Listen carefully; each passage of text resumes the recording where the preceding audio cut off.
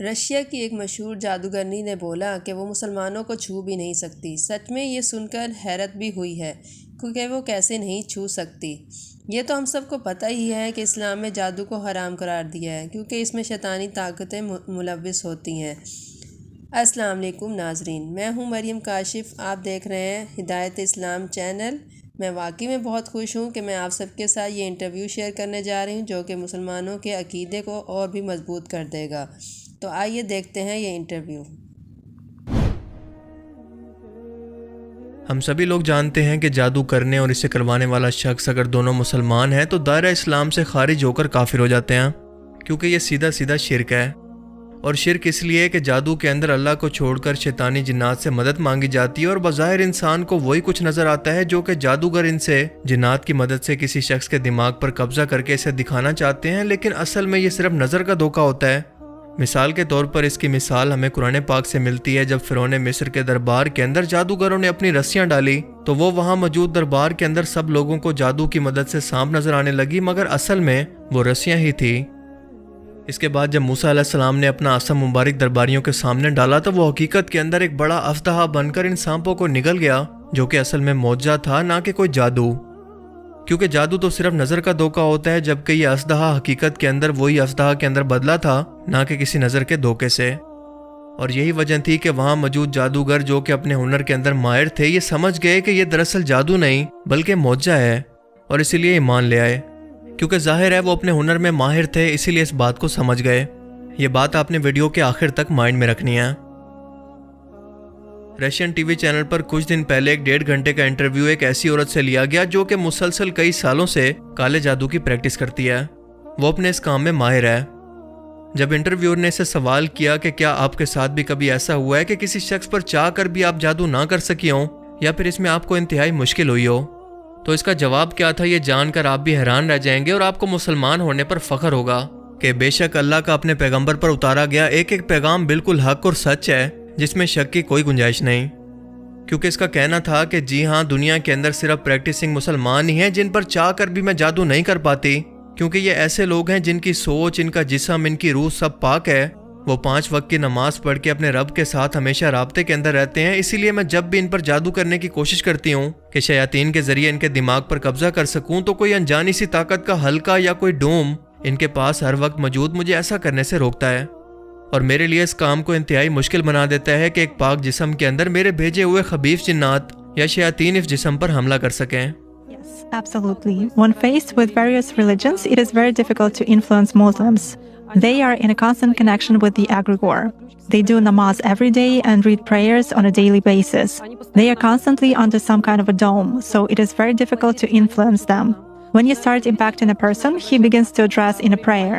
Indeed, many of them are very different from those who come to church only when everything is bad in their life. They come to pray and then for 5 years they forget about God, some canons, and so on. Muslims, as a rule, passionately believe and passionately give energy to their egregore, and this egregore protects them very well. یہ لوگ ہمیشہ ایگریگور سے رابطے میں رہتے ہیں۔ ایگریگور ایسی روحانی طاقت کو کہتے ہیں جو کہ انہیں ہر وقت دیکھ رہی ہے، ان کی حفاظت کر رہی ہے، یعنی خدا کی ذات۔ اس کا مزید کہنا تھا کہ کیونکہ مسلمان لگاتار اپنے خدا سے رابطے میں رہتے ہیں تو مجھے وقت ہی نہیں مل پاتا کہ انہیں کسی گناہ کے اندر الجھا سکوں۔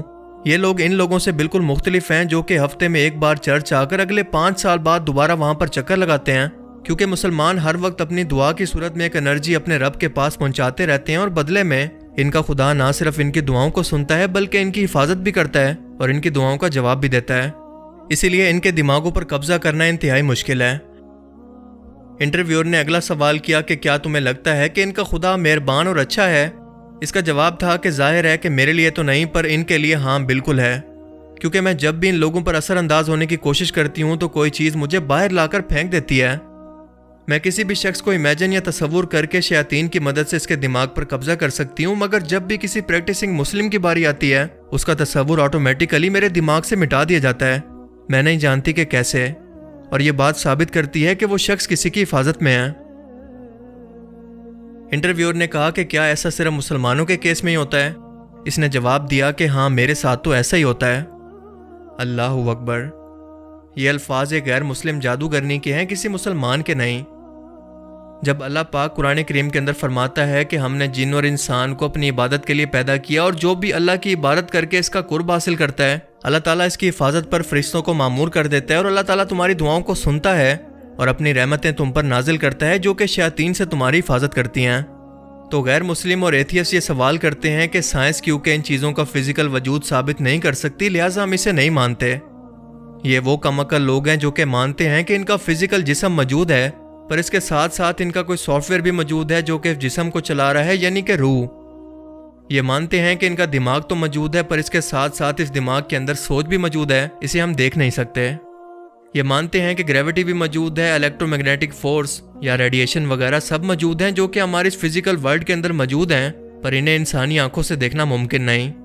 یہ مانتے ہیں کہ انسان کے اندر غصہ، جیلسی، خوشی، یہ سب فیلنگز موجود ہیں جنہیں دیکھنا ممکن نہیں اور نہ ہی ثابت کرنا ممکن ہے، لیکن پھر بھی ان سب اندیکھی چیزوں پر یقین رکھتے ہیں، صرف یقین نہیں کرتے تو صرف ان باتوں پر جو کہ قرآن میں یا اسلامی تعلیمات کے اندر بیان کی گئی ہیں۔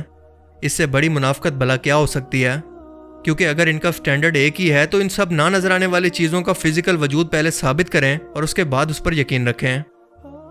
اللہ نے اس دنیا کے اندر کچھ میٹا فزیکل قانون ایسے رکھے ہیں جنہیں نہ انسانی آنکھیں دیکھ سکتی ہیں اور نہ ہی انسانی دماغ سمجھ سکتے ہیں۔ اپنی فیلڈ میں ماہر شخص ہی اپنے پروفیشن کے بارے میں حقیقت بیان کر سکتا ہے، تو کیا اس رشین جادوگرنی کا انٹرویو یہ ثابت کرنے کے لیے کافی نہیں کہ نماز دن میں 5 مرتبہ کیوں فرض کی گئی؟ کیا اس لیے نہیں کہ انسان اپنے خالق کے مزید قریب ہو سکے، اور یہ نماز انسان کو بے حیائی، برائی سے روکے اور شیطانوں سے جو کہ گناہوں کے لیے انسانوں کے دلوں میں وسوسے ڈالتے ہیں ان سے بچا کر رکھے؟ اب سوال یہ بھی ہے کہ اگر اللہ چاہتا تو بنا کسی نماز کے بھی اپنے ماننے والے بندوں کو ان شیطانوں سے بچا سکتا تھا، تو پھر نماز کیوں فرض کی گئی؟ تو اس کا جواب ہمیں سورہ ہجر کی آیت 39 کے اندر ملتا ہے کہ جب شیطان نے اللہ کو چیلنج کیا اور اس نے کہا کہ پروردگار جیسا تو نے مجھے رستے سے الگ کیا ہے، میں بھی زمین کے لوگوں کے لیے گناہوں کو ان کی نظروں میں آراستہ کر کے دکھاؤں گا اور ان سب کو بہکاؤں گا، لیکن ان میں جو تیرے مخلص بندے ہیں ان پر قابو پانا میرے لیے انتہائی مشکل ہے۔ کیا یہ قرآن کے وہی الفاظ نہیں جو کہ یہ جادوگرنی اپنے انٹرویو میں دہرا رہی ہے؟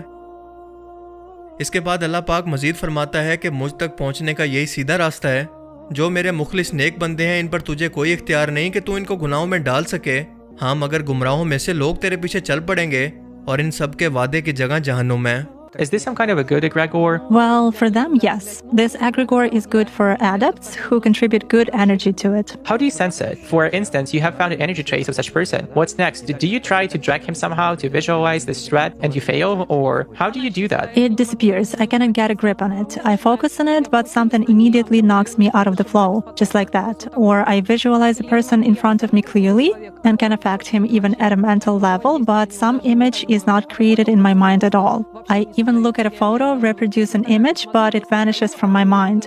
Thus, I can clearly see that a person is covered with something. Does this only work with Muslims? It does for me. یا اللہ کیا شان ہے تیری! اسی لیے اللہ سبحانہ تعالیٰ نے ہمارے لیے 5 وقت نماز فرض کی ہے تاکہ ہم 5 وقت اس کو یاد کر سکیں، اور ایک حصار جو ہمارے ارد گرد بن جاتا ہے اگر ہم 5 وقت کی نماز پڑھتے ہیں، جو ہمیں ہر قسم کی برائی سے بچاتا ہے۔ امیزنگ! یہ سب سننے کے بعد بھی اگر کوئی کہتا ہے کہ اللہ تعالیٰ ایگزسٹ نہیں کرتے تو آئی ڈونٹ نو کہ اس انسان کو اور کیا پروف چاہیے۔ اللہ پاک ہم سب کو ہدایت دے، آمین ثم آمین۔ ویڈیو اچھی لگے تو لائک، شیئر اینڈ سبسکرائب کرنا مت بھولیے۔ اللہ حافظ۔